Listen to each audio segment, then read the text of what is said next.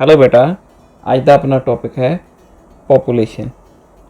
Population Punjabi तुहानूं पता ही है कि कहंदे है जन संख्या। जन लोक संख्या गिनती।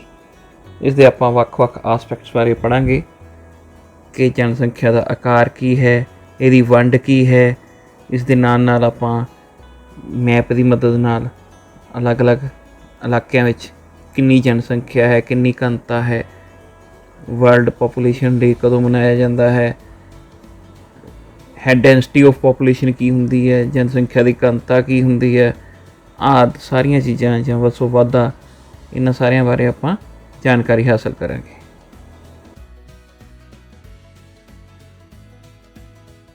बेटा जिवें कि तुहानूं पता है अपना ग्रह धरती जिहड़ा यही जीवां नाल भरपूर है, इत्थे ही जीव हैं, जिंदगी इत्थे ही पनपी है, जो जिन्नी की जानकारी आपां नूं हासिल हुई है।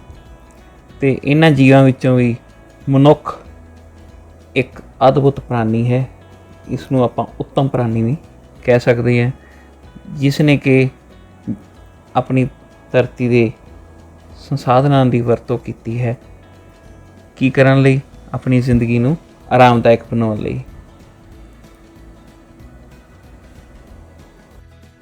इंसानां दे बिना इन्हां सोमिਆਂ ਦਾ कोई लाभ नहीं सी होना।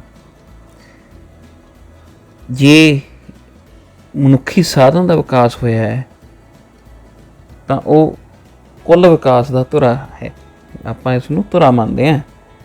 जनसंख्या का अध्ययन जिहड़ा है वो इसे करके भूगोल का मुख हिस्सा बन जाता है, क्योंकि मनुखों के हर पक्ष नूं शामिल करता है। इस पाठ विच आपां जनसंख्या के महत्वपूर्ण पक्षां बारे जानकारी हासिल करांगे। जदों आपां जनसंख्या का अध्ययन करते हाँ तो सब तो रोचक पहलू हुंदा जनसंख्या के आकार बारे जानकारी हासिल करना।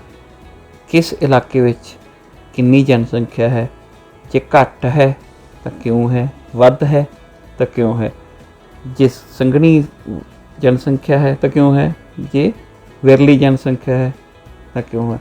आओ अजिहे कुछ पहलुओं बारे आपां जानकारी हासिल करिए। बेटा जनसंख्या के आकार की गल करन तो पहलां एक चीज़ दसदे हां कि 2020 विच नवीं जनगणना होनी सी, सेंसस होनी सी, जिस दे नतीजे 2021 विच हुण तक लगभग आ जाने सी ते आपां नूं लेटेस्ट इनफॉर्मेशन मिल जानी सी कि भारत की कुल जनसंख्या कितनी है। पर बेटा हुण कोविड करके तुहानूं पता है कि बहुत सारे काम अधूरे हो रह गए हैं तो जनगणना भी नहीं हो सकी। तो आपां पिछले अंकड़ियां नाल ही आकार बारे स्थिति हासिल करते हैं, स्थिति की जानकारी हासिल करते हैं। साल 2016 में बेटा संसार की अनुमानित जनसंख्या सी 7 बिलियन 422 मिलियन, यानी कि 7 अरब 42 करोड़ सी, तो उस तो उत्ते 26 लाख भी सी, इस तो भी वध सी। पर भारत की 1 अरब 32 करोड़ 68 लाख तो भी वध सी। जनसंख्या की संसारक वंड बेटा इक्को समान नहीं है या एक वर्गी नहीं है, इक्को जी। कई देशों की जनसंख्या वध ते कईयां दी घट।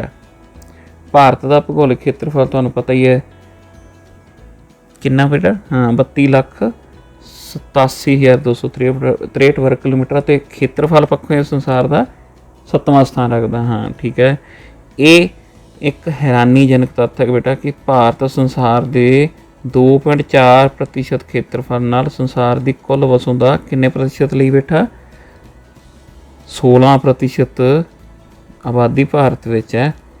मरदमशुमारी 2011 के अंकड़े अनुसार भारत तो एक मुल्क ही अगे सी, चीन आबादी विच, ते भारत दूजे नंबर पर सी।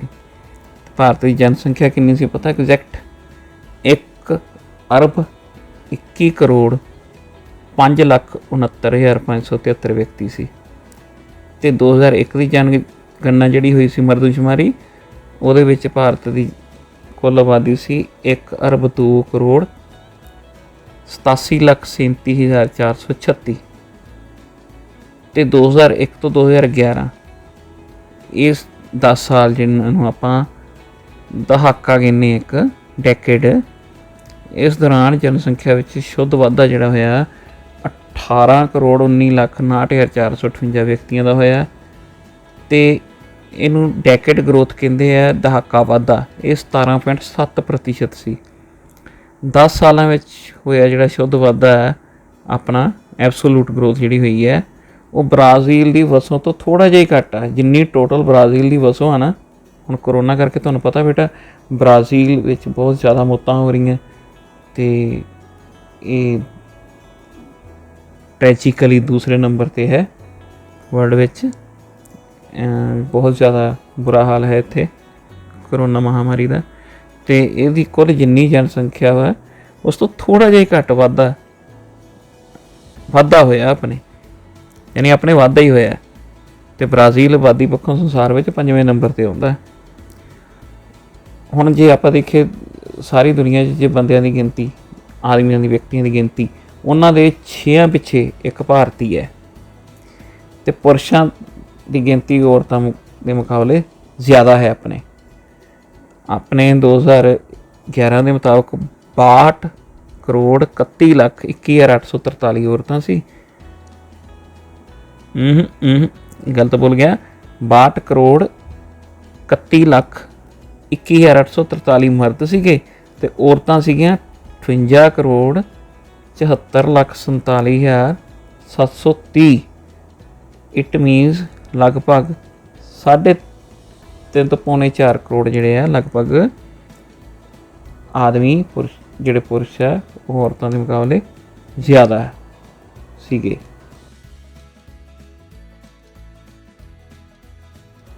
ਹੁਣ ਦੱਸੋ ਬੇਟਾ, ਜਨਗਣਨਾ ਜਾਂ ਮਰਦਮਸ਼ੁਮਾਰੀ ਕੀ ਹੁੰਦੀ ਹੈ? ਸੋਚਦੇ ਪਏ ਹੋ ਨਾ? ਇਹ ਸਰਕਾਰੀ ਤੌਰ 'ਤੇ ਗਿਣਤੀ ਹੁੰਦੀ ਬੇਟੇ। ਹਰ 10 ਸਾਲ ਬਾਅਦ ਪੂਰੇ ਦੇਸ਼ ਦੇ ਵਿਅਕਤੀਆਂ ਦੀ ਗਿਣਤੀ ਕੀਤੀ ਜਾਂਦੀ। ਘਰ ਘਰ ਜਾ ਕੇ ਗਿਣਤੀ ਕਰ ਜਾਂਦੇ ਆ ਅਤੇ ਗਿਣਤੀ ਕਰਦੇ ਆ। ਇਸ ਨੂੰ ਆਪਾਂ ਮਰਦਮਸ਼ੁਮਾਰੀ ਜਾਂ ਸੈਂਸਸ ਕਹਿੰਦੇ ਹਾਂ। ਕੋਈ ਵੀ ਵਿਅਕਤੀ ਗਿਣਤੀ ਤੋਂ ਵਾਂਝਿਆ ਨਹੀਂ ਰੱਖਿਆ ਜਾਂਦਾ। ਅਤੇ ਜਨਸੰਖਿਆ ਦੇ ਨਾਲ ਨਾਲ ਹੁਣ ਤਾਂ ਕਈ ਪਹਿਲੂ ਵੇਖੇ ਜਾਂਦੇ ਆ।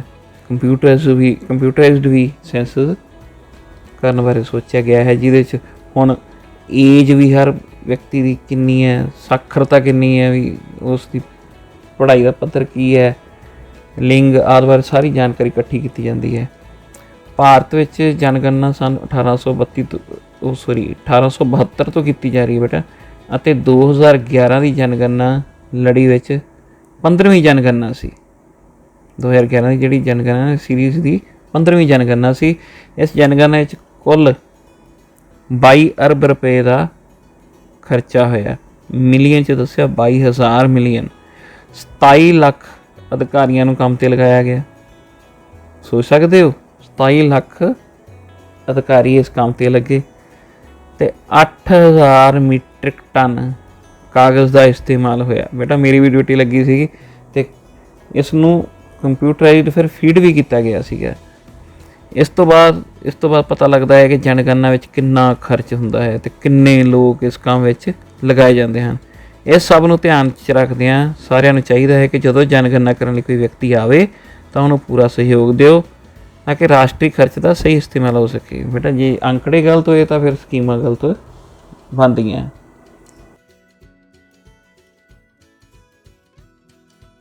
ਆਓ ਬੇਟਾ ਹੁਣ ਆਪਣੇ ਦੇਸ਼ ਵਿੱਚ ਜਨਸੰਖਿਆ ਦੀ ਵੰਡ ਦੇ ਰੋਚਕ ਪਹਿਲੂ ਜਾਣੀਏ।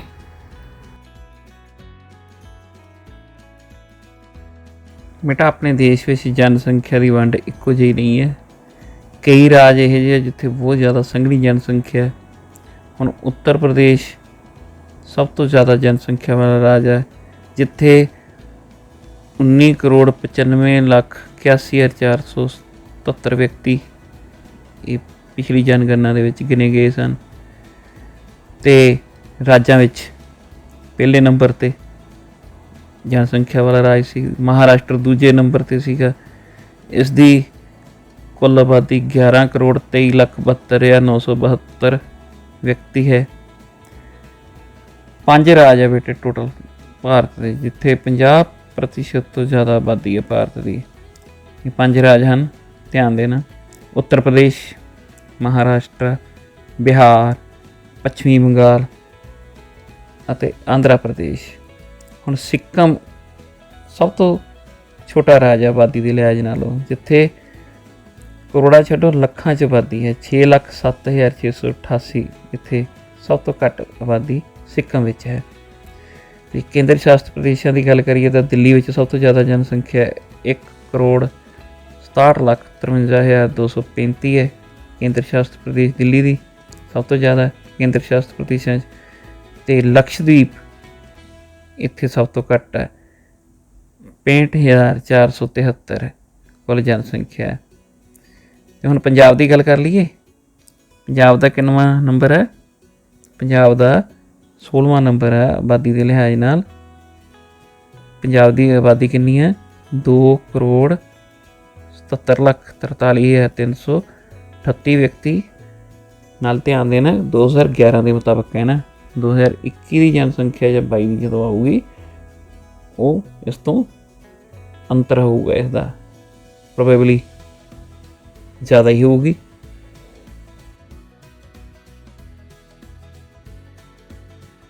ਬੇਟਾ ਸਕਰੀਨ ਤੇ ਤੁਹਾਨੂੰ ਮੈਪ ਛੋਟਾ ਦਿਖਾਈ ਦੇ ਰਿਹਾ ਹੋਵੇਗਾ।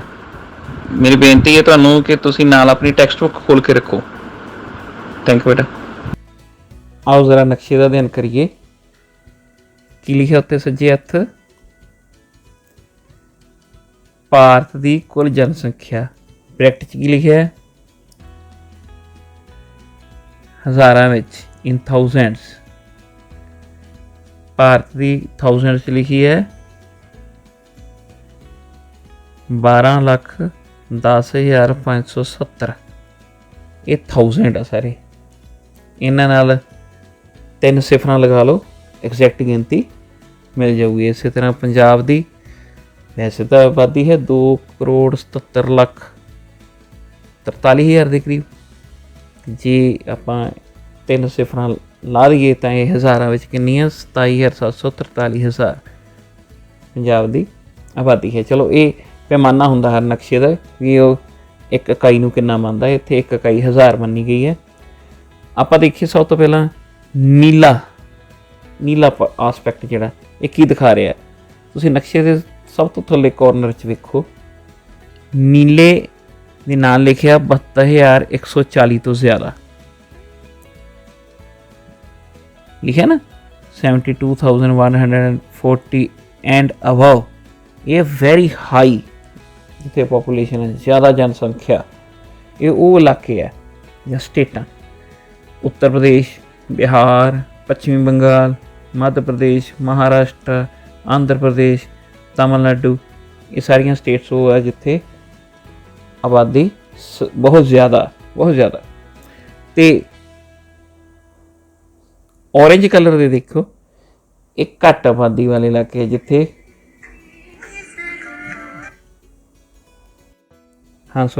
ਔਰੇਂਜ ਕਲਰ ਦੇਖੋ ਜਿੱਥੇ ਹਜ਼ਾਰਾਂ ਵਿੱਚ 31,947 ਯਾਨੀ 3,19,47,000 ਤੋਂ ਵੀ ਥੱਲੇ ਆਬਾਦੀ ਹੈ। ਉਹਦੇ 'ਚ ਜੰਮੂ ਐਂਡ ਕਸ਼ਮੀਰ, ਹੁਣ ਜੰਮੂ ਐਂਡ ਕਸ਼ਮੀਰ ਅਤੇ ਲੱਦਾਖ ਅਲੱਗ-ਅਲੱਗ ਇਕਾਈਆਂ ਹੋ ਗਈਆਂ। ਹਿਮਾਚਲ ਪ੍ਰਦੇਸ਼, ਪੰਜਾਬ, ਹਰਿਆਣਾ, ਛੱਤੀਸਗੜ੍ਹ,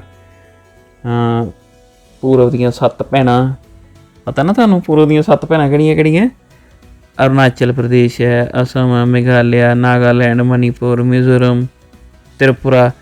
ਇਹ 7 ਸਟੇਟਸ ਜਿਹੜੀਆਂ ਹੈ, ਅਤੇ ਨਾਲ ਇਹਨਾਂ ਦੇ ਸਿੱਕਮ ਵੀ ਹੈ, ਗੋਆ ਵੀ ਹੈ। ਇਹ ਸਾਰੀਆਂ ਸਟੇਟਸ ਹੈ ਜਿੱਥੇ 3,19,47,000 ਤੋਂ ਆਬਾਦੀ ਘੱਟ ਹੈ। ਇਸ ਤਰ੍ਹਾਂ ਤੁਸੀਂ ਨਕਸ਼ੇ ਦਾ ਅਧਿਐਨ ਕਰਕੇ ਦੇਖ ਸਕਦੇ ਹੋ ਕਿੱਥੇ ਆਬਾਦੀ ਕਿੰਨੀ ਹੈ। ਅੰਦਾਜ਼ਾ ਹੋ ਸਕਦਾ ਹੈ ਜ਼ਿਆਦਾ ਆਬਾਦੀ ਵਾਲੇ ਰਾਜ ਕਿਹੜੇ ਆ ਅਤੇ ਘੱਟ ਆਬਾਦੀ ਵਾਲੇ ਰਾਜ ਕਿਹੜੇ ਆ। ਇਸੇ ਤਰ੍ਹਾਂ ਹੀ ਆ ਪੰਜਾਬ ਦਾ ਮੈਪ ਦੇਖੋ ਬੇਟਾ ਧਿਆਨ ਨਾਲ।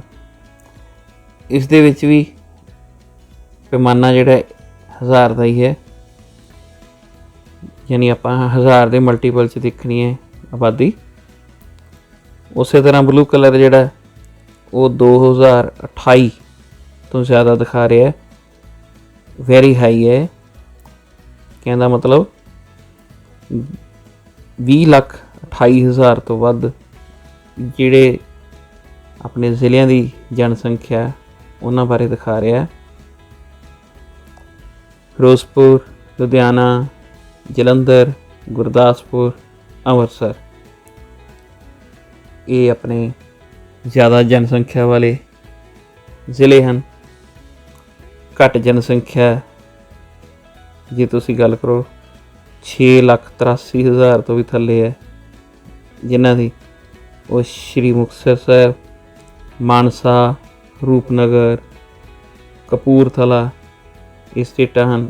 ਸਟੇਟਾਂ ਕਹੀਏ ਜ਼ਿਲ੍ਹੇ ਹਨ ਬੇਟਾ, ਸੋਰੀ। ਅਤੇ ਆਪਣੀ ਸਟੇਟ ਦਾ ਸੰਗਰੂਰ ਜ਼ਿਲ੍ਹਾ, ਇਹਦੇ 'ਚ ਇੱਕ ਨਵਾਂ ਜ਼ਿਲ੍ਹਾ ਬਣਿਆ। ਕਮੈਂਟ ਬਾਕਸ 'ਚ ਦੱਸਣਾ ਕਿਹੜਾ ਬਣਿਆ। ਇਸ ਤਰ੍ਹਾਂ ਮੈਪ ਦੀ ਸਟੱਡੀ ਬੇਟਾ ਕਲੋਜ਼ਲੀ ਵਾਚ ਕਰਿਆ ਕਰੋ, ਤੁਹਾਨੂੰ ਆਪਣੇ ਆਪ ਸਾਰਾ ਜਿਓਗ੍ਰਾਫੀਕਲ ਰੀਜਨ ਅਤੇ ਉਹਦੀਆਂ ਵਿਸ਼ੇਸ਼ਤਾਵਾਂ ਤੁਹਾਡੇ ਦਿਮਾਗ ਵਿੱਚ ਬੈਠ ਜਾਇਆ ਕਰਨੀਆਂ। ਹਾਂਜੀ ਬੇਟਾ, 11 ਜੁਲਾਈ 1987 ਨੂੰ ਵਿਸ਼ਵ 'ਚ ਪਹਿਲਾ ਜਨਸੰਖਿਆ ਦਿਵਸ ਮਨਾਇਆ ਗਿਆ ਸੀ। ਤੁਹਾਨੂੰ ਪਤਾ ਕਿਉਂ ਮਨਾਇਆ ਗਿਆ ਸੀ? ਕਿਉਂਕਿ 5 ਅਰਬਾਂ ਬੱਚਾ, ਉਦੋਂ ਉਸ ਸਮੇਂ ਦੀ ਆਬਾਦੀ ਦੇ ਮੁਤਾਬਕ 5 ਅਰਬ ਆਬਾਦੀ ਵੀ ਬਹੁਤ ਜ਼ਿਆਦਾ ਲੱਗਦੀ ਸੀ। 5 ਅਰਬਾਂ ਬੱਚਾ ਉਸ ਦਿਨ ਜਨਮ ਲਿਆ ਸੀ ਅਤੇ ਦੁਨੀਆ ਨੂੰ ਉਦੋਂ ਹੀ ਲੱਗਣ ਲੱਗ ਗਿਆ ਸੀ ਕਿ ਆਪਣੇ ਸਾਧਨਾਂ ਦੇ ਮੁਕਾਬਲੇ ਜਨਸੰਖਿਆ ਵੱਧ ਰਹੀ ਹੈ। ਅਤੇ ਹਰ ਸਾਲ ਉਦੋਂ ਤੋਂ ਲੈ ਕੇ ਸਮੱਸਿਆ ਵੱਲ ਧਿਆਨ ਪਾਉਣ ਲਈ ਇਹ ਦਿਨ ਮਨਾਇਆ ਜਾਂਦਾ ਹੈ।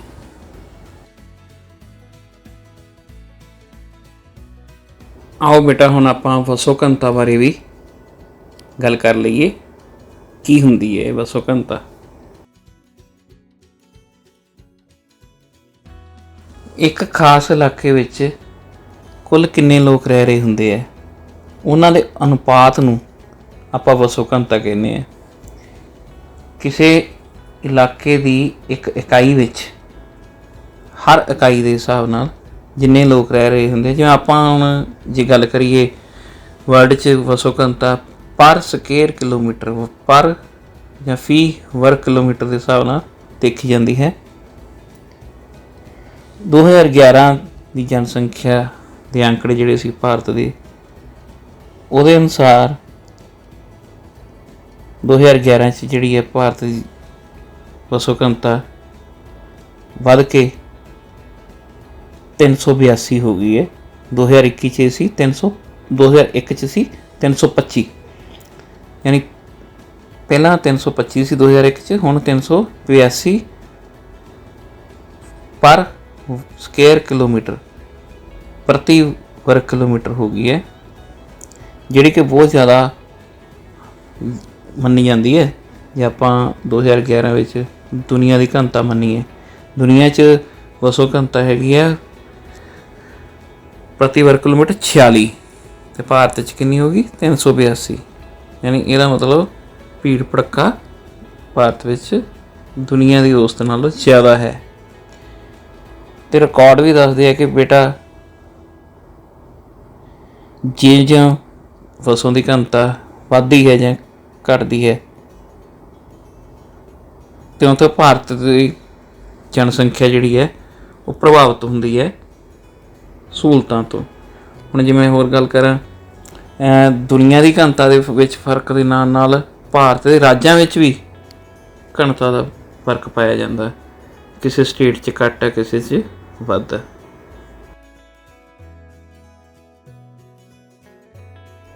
ਬੇਟਾ ਪੰਜਾਬ ਵਿੱਚ ਜਿਹੜੀ ਵਸੋਂ ਦੀ ਘਣਤਾ ਉਹ 2001 ਵਿੱਚ ਸੀ 484 ਪ੍ਰਤੀ ਵਰਗ ਕਿਲੋਮੀਟਰ ਅਤੇ 2011 'ਚ ਹੋ ਗਈ ਵੱਧ ਕੇ 551। ਹੁਣ ਜੇ ਆਪਾਂ ਗੱਲ ਕਰੀਏ 2011 ਦੇ ਮੁਤਾਬਕ ਕਿ ਬਿਹਾਰ 'ਚ 1106 ਹੈ, ਪੱਛਮੀ ਬੰਗਾਲ 'ਚ 1028 ਹੈ, ਕੇਰਲਾ 'ਚ 860, ਉੱਤਰ ਪ੍ਰਦੇਸ਼ 'ਚ 829 ਹੈ, ਯਾਨੀ ਕਿ ਸਭ ਤੋਂ ਜ਼ਿਆਦਾ ਸੰਘਣੀ ਵਸੋਂ ਵਾਲੇ ਰਾਜ ਹਨ। ਅਤੇ ਜੇ ਆਪਾਂ ਘੱਟ ਸੰਘਣੀ ਵਸੋਂ ਵਾਲੇ ਵਿਰਲੀ ਵਸੋਂ ਵਾਲੇ ਰਾਜਾਂ ਦੀ ਗੱਲ ਕਰੀਏ, ਅਰੁਣਾਚਲ ਪ੍ਰਦੇਸ਼ 'ਚ ਸਿਰਫ 17 ਵਿਅਕਤੀ ਪ੍ਰਤੀ ਵਰਗ ਕਿਲੋਮੀਟਰ ਹਨ, ਮਿਜ਼ੋਰਮ 'ਚ 52 ਹਨ, ਨਾਗਾਲੈਂਡ 'ਚ 119 ਹਨ।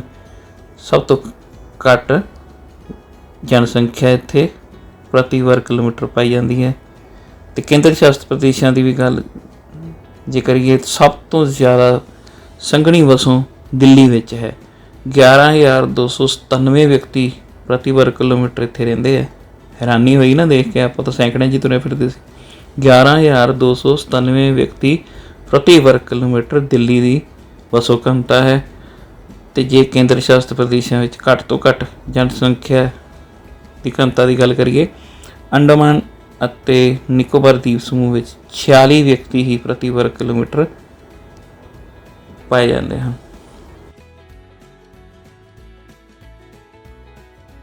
ਆ ਬੇਟਾ ਤੁਹਾਡੀ ਸਕਰੀਨ ਤੇ ਦੋ ਨਕਸ਼ੇ ਆਏ ਆ, ਇੱਕ ਇੰਡੀਆ ਦਾ, ਹਾਂ ਸ਼ਾਬਾਸ਼, ਮੈਨੂੰ ਪਤਾ ਤੁਸੀਂ ਬੋਲ ਰਹੇ ਹੋ, ਨਾਲ ਪੰਜਾਬ ਦਾ। ਇਹਦੇ ਵਿੱਚ ਬੇਟਾ ਦੇਖੋ, ਇੰਡੀਆ ਦੇ ਨਕਸ਼ੇ ਵਿੱਚ ਸੰਘਣੀ ਜਨਸੰਖਿਆ ਦੇ ਆਧਾਰ ਤੇ ਸਟੇਟਸ ਨੂੰ ਕਲਰ ਕੀਤਾ ਗਿਆ, ਰੰਗ ਭਰੇ ਗਏ ਆ। ਉਸੇ ਤਰ੍ਹਾਂ ਹੀ ਜਿਵੇਂ ਆਪਾਂ ਆਬਾਦੀ ਦੀ ਜਾਣਕਾਰੀ ਲਈ ਸੀ, ਇੱਥੇ ਘਣਤਾ ਦੇ ਆਧਾਰ ਤੇ ਹੈ। ਜਿਹੜਾ ਨੀਲਾ ਰੰਗ ਆ 556 ਜਾਂ ਇਸ ਤੋਂ ਉੱਤੇ ਪ੍ਰਤੀ ਵਰਗ ਕਿਲੋਮੀਟਰ ਜਨਸੰਖਿਆ ਵਾਲੇ ਰਾਜ ਦਿਖਾ ਰਿਹਾ। ਹਰਿਆਣਾ ਹੈ, उत्तर प्रदेश है, सब तो ज़्यादा घनता वाला राज बिहार है, पश्चिमी बंगाल है जो दूजे नंबर पर लगता है, 1028 है इत्थे बिहार में, 1106 है। केरला देखो साइड ते थले साउथ 860 व्यक्ति प्रति वर्ग किलोमीटर। तो सब तो घट च सिक्किम, यानी इत्थे 269 तो भी घट है। Arunachal Pradesh, Sikkim, east which Nagaland, Manipur, Mizoram, Meghalaya, Jammu and Kashmir. बेटा एक किताब का तुहाडी दा नक्शा है, उदों लद्दाख नाल पार्टीशन नहीं हुई सी, लद्दाख भी, हिमाचल प्रदेश, उत्तराखंड, राजस्थान, मध्य प्रदेश, छत्तीसगढ़, ये सारे बहुत घट संघनी यानी विरली जनसंख्या वाला कह लीए आपां ये राज हैं। इस तरह तुसीं सारे राज्यों बारे जानकारी जिहड़ी है ध्यान नाल देख सकते हो। हुण आपां पंजाब दे नक्शे वाल आईए, ये भी संघनी जनसंख्या देखो, जिहड़े ब्लू कलर के डिस्ट्रिक्ट हैं, जिले, इन्हां च संघनी जनसंख्या पाई जाती है। 380 तो उत्ते है प्रति 380 तो थले तो घट वाले है, तो ब्लू वाले जोड़े है 650 तो उत्ते। देखो ध्यान, 650 व्यक्ति प्रति वर्ग किलोमीटर तो उत्ते। किहड़े किहड़े जिले हैं? अमृतसर, जलंधर, लुधियाना, SAS नगर, ठीक है, देख लेना। तो सब तो घट वसो घनता कित्थे कित्थे है? 380 तो थले वाली। ये कलर देखो, जोगिया जा कलर है। श्री मुक्तसर साहब, मानसा, ये दो जिले सब तो घट वसो घनता वाले जिले हैं। इस तरह तुसीं ध्यान नाल स्क्रीनशॉट लैके बाद विच भी इसकी स्टडी कर सकते हो।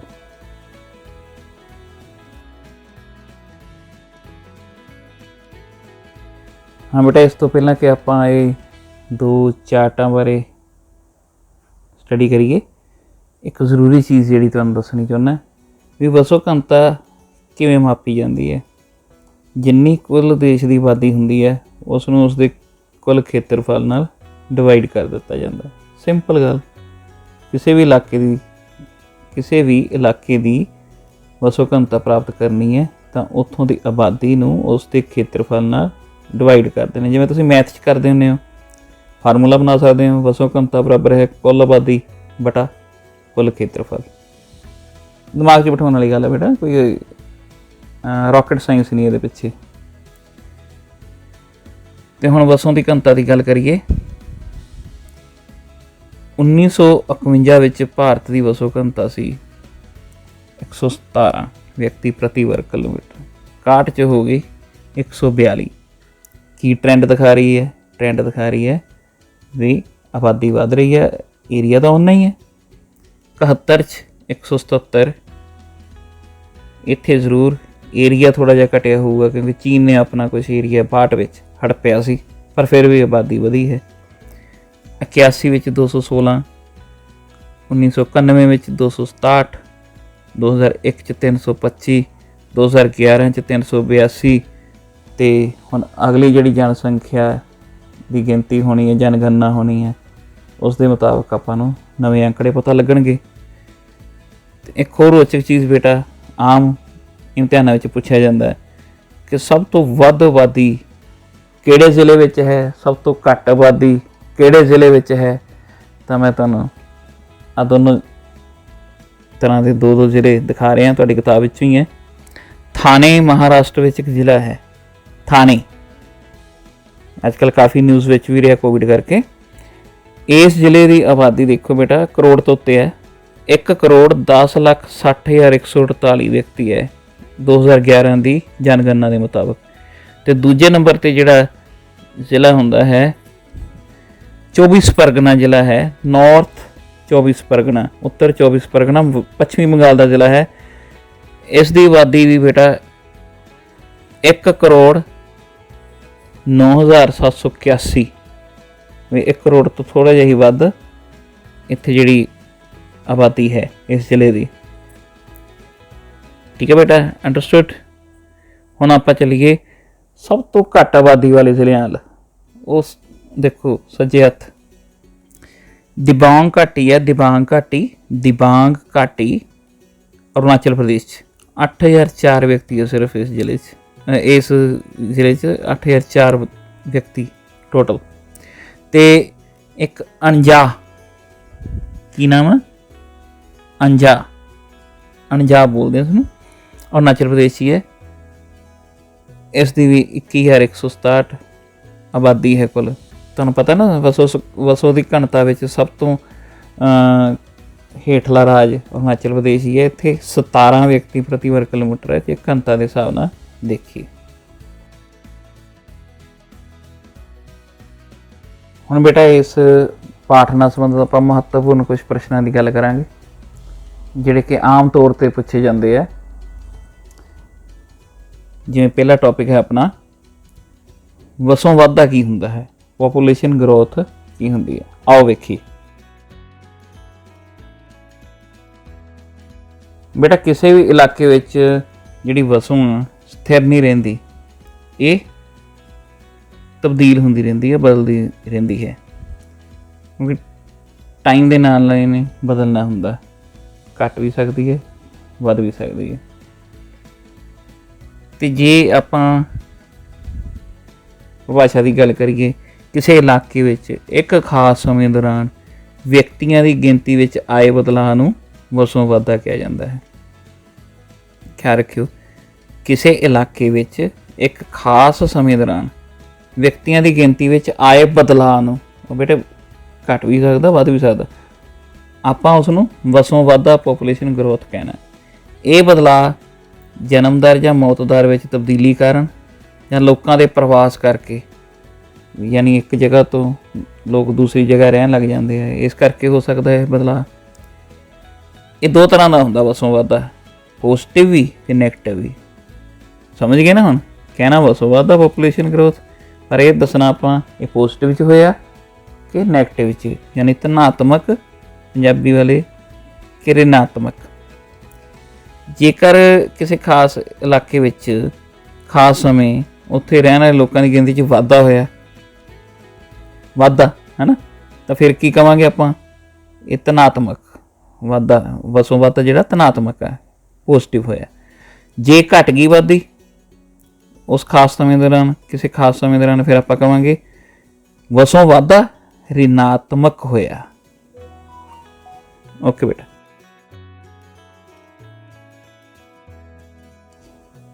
ਅਗਲੀ ਟਰਮ ਹੈ ਬੇਟਾ ਜਨਮ ਦਰ, ਯਾਨੀ ਬਰਥ ਰੇਟ।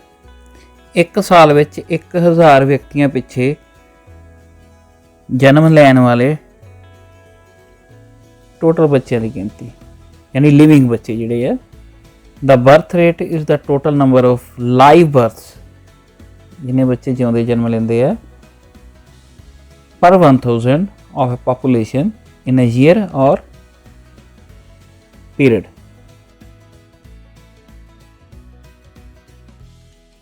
हाँ अगे आ गई बेटे मौत दर मोर्टैलिटी रेट। एक साल में 1000 व्यक्तियों पिछे मरण वाले व्यक्तियों की कुल गिनती बस पर 1000।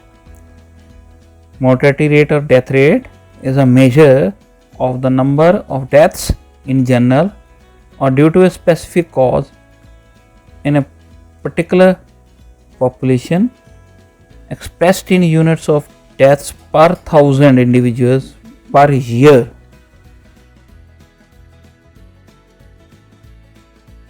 ਹੁਣ ਆ ਗਈ ਟਰਮ ਕੁਦਰਤੀ ਵਾਧਾ यानी ਨੈਚੁਰਲ ਇਨਕਰੀਜ਼ ਕੀ ਹੁੰਦਾ। ਇੱਕ ਸਾਲ ਵਿੱਚ ਜਨਮ ਅਤੇ ਮੌਤ ਦਰ ਵਿੱਚ ਅੰਤਰ ਉਸ ਨੂੰ ਆਪਾਂ ਕੁਦਰਤੀ ਵਾਧਾ ਦਰ ਕਹਿੰਦੇ ਹਾਂ। Natural increase in population is the difference between the birth rate and the death rate of a country or place.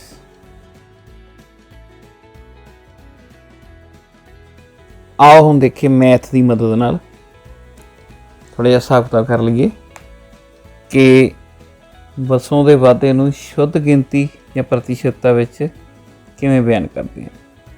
ਆਓ ਐਗਜ਼ਾਮਪਲ ਦੇਖੀਏ। ਸਾਲ 2001 ਵਿੱਚ ਭਾਰਤ ਦੀ ਜਨਸੰਖਿਆ ਸੀ 1,02,37,37,436 ਵਿਅਕਤੀ। 1,02,87,37,436 ਪਰਸਨਸ। ਆ ਜੋ 2011 ਵਿੱਚ ਪੋਪੂਲੇਸ਼ਨ ਇੰਕਰੀਜ਼ ਹੋ ਗਈ, ਕਿੰਨੀ ਹੋ ਗਈ 1,21,05,69,573। I repeat 1,021,5,69,573 ਪਰਸਨਸ ਇੰਨੀ ਹੋ ਗਈ। ਕਿੰਨੇ ਵਧੇ ਟੋਟਲ 10 ਸਾਲਾਂ ਵਿੱਚ ਵਿਅਕਤੀ 18,18,32,137। ਕਿਤਾਬ 'ਚ ਥੋੜ੍ਹਾ ਜਿਹਾ ਮਿਸਪ੍ਰਿੰਟ ਆ ਬੇਟਾ, ਕੈਲਕੂਲੇਸ਼ਨ ਕਰਕੇ ਇੰਨਾ ਹੀ ਆਉਂਦਾ। 18,32,137। ਹੁਣ ਆਪਾਂ ਦੇਖੀਏ ਪ੍ਰਤੀਸ਼ਤਤਾ ਕਿਵੇਂ ਕੱਢਣੀ ਹੈ। ਕਿਵੇਂ ਹੁੰਦੀ ਹੈ ਪ੍ਰਤੀਸ਼ਤਤਾ? ਆ ਦੇਖੋ ਲਿਖਿਆ ਹੋਇਆ ਜਿੰਨੀ ਮੈਂ ਬੋਲੀ ਹੈ 18,18,32,137 ਓਵਰ 2001 ਦੀ ਸਟਾਰਟਿੰਗ ਪੁਆਇੰਟ ਜਿਹੜਾ ਪੋਪੂਲੇਸ਼ਨ ਲਿਖ ਲਈ 1 ਅਰਬ 2 ਕਰੋੜ ਵਾਲੀ ਤੇ ਗੁਣਾ ਕਰਤਾ 100 ਨਾਲ। ਅਪਰੋਕਸੀਮੇਟਲੀ ਆ ਗਿਆ ਆਪਣਾ ਵਾਧਾ 17.68%, ਯਾਨੀ 100 ਮਗਰ 17.68 ਵਧੀ। ਯਾਨੀ ਜੇ 100 ਆਬਾਦੀ ਹੁੰਦੀ ਤਾਂ ਆਬਾਦੀ ਹੁਣ 2011 'ਚ ਹੋਣੀ ਸੀ 117.68, ਕਿਉਂਕਿ ਹੁਣ ਅਰਬਾਂ ਦੀ ਗੱਲ ਸੀ, ਇਸ ਕਰਕੇ 18 ਕਰੋੜ ਸਮਥਿੰਗ ਜਨਸੰਖਿਆ ਵਧੀ। ਇਸ ਲਈ ਦਹਾਕਾ ਵਸੋਂ ਵਾਧਾ ਪ੍ਰਤੀਸ਼ਤ 'ਚ ਹੋਇਆ 17.68%।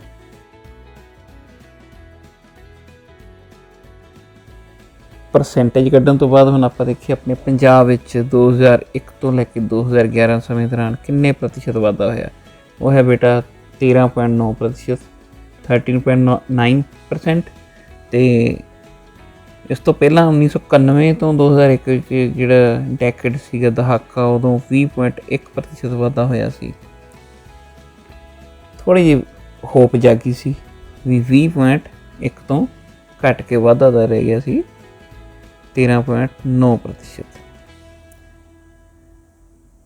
ਨਾਗਾਲੈਂਡ ਵਿੱਚ 10 ਸਾਲਾਂ ਵਿੱਚ 2001 ਤੋਂ 11 ਤੇ ਸਮੇਂ ਦੌਰਾਨ 0.47% ਹੀ ਸੀ, ਅਤੇ ਉਹ ਵੀ ਮਾਈਨਸ 'ਚ। ਹੈਰਾਨੀ ਵਾਲੀ ਗੱਲ ਹੈ ਨਾ, ਨਾਗਾਲੈਂਡ 'ਚ -0.47% 2001 to 2011 ਸੀਗਾ। ਹੁਣ ਜਨਸੰਖਿਆ ਜਾਂ ਵਸੋਂ ਵਿੱਚ ਵਾਧੇ ਲਈ ਕਿਹੜੇ ਤੱਤ ਜ਼ਿੰਮੇਵਾਰ ਹੁੰਦੇ ਆ? ਮੁਲਕ ਵਸੋਂ ਵੱਧਦੀ ਹੈ ਜਾਂ ਘੱਟ ਰਹੀ ਹੈ, ਅਤੇ ਵਾਧੇ ਦੇ ਕਾਰਨ ਦੇਖੋ ਪਹਿਲਾਂ, ਘੱਟਦੇ ਦੇ ਕਾਰਨ ਤਾਂ ਇਸ ਤੋਂ ਉਲਟ ਹੋ ਜਾਂਦੇ ਆ। ਜਨਮ ਦਰ ਉੱਚੀ ਹੋਵੇ, ਹਾਈ ਬਰਥ ਰੇਟ, ਤੇ ਮੌਤ ਦਰ ਘੱਟ ਦੀ ਹੋਵੇ, ਲੋ ਹੋਵੇ ਡੈਥ ਰੇਟ। ਇੱਕ ਜੀ ਮੈਰਿਜਸ ਆਲ ਦਾ ਵੇ, ਯਾਨੀ ਵਿਆਹ ਦੀ ਸਰਵਿਆਪਕਤਾ ਹੋਵੇ, ਬਹੁਤੇ ਤੋਂ ਬਹੁਤੇ ਲੋਕ ਵਿਆਹ ਕਰਵਾਉਂਦੇ ਹੋਣ।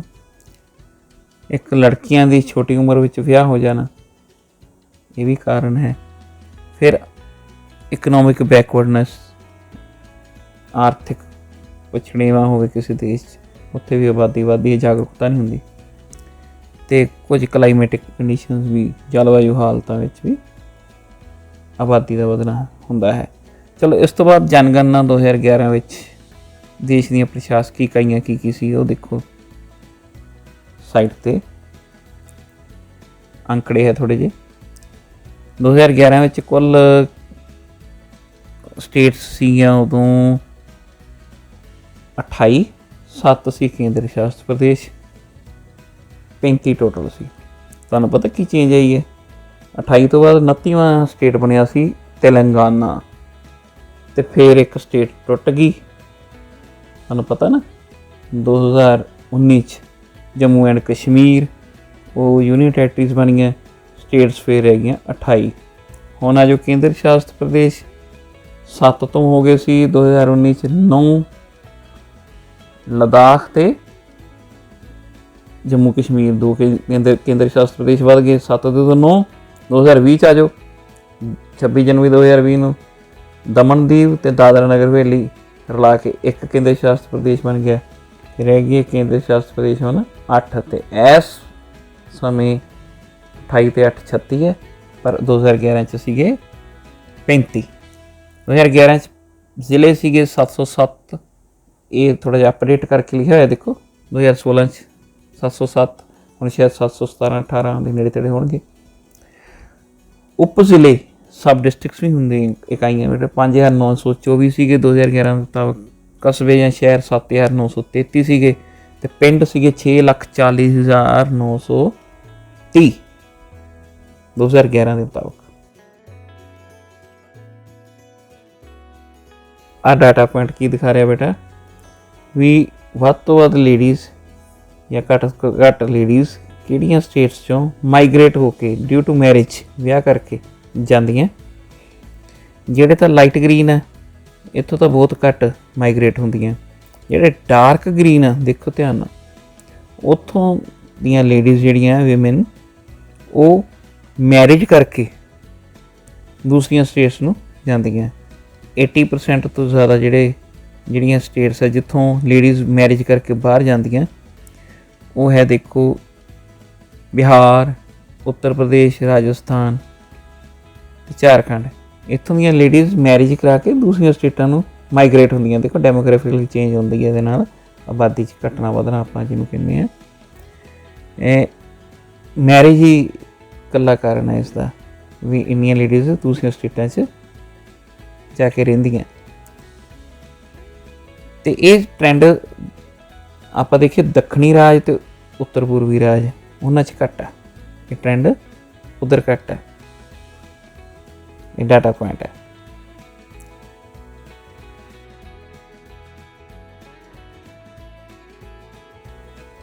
ਇਸ ਟੌਪਿਕ ਨਾਲ ਸੰਬੰਧਿਤ ਹੋਰ ਵੀਡੀਓਜ਼ ਲੈ ਕੇ ਬੇਟਾ ਮੈਂ ਪੋਸਟ ਕਰੂੰਗਾ, ਅਤੇ ਉਹਨਾਂ ਵੀਡੀਓਜ਼ ਨੂੰ ਵੀ ਦੇਖ ਲਿਓ ਜਿਸ ਦੇ ਨਾਲ ਇਹ ਲੈਸਨ ਆਪਣਾ ਕੰਪਲੀਟ ਹੋ ਜਾਊਗਾ। Till then, bye bye.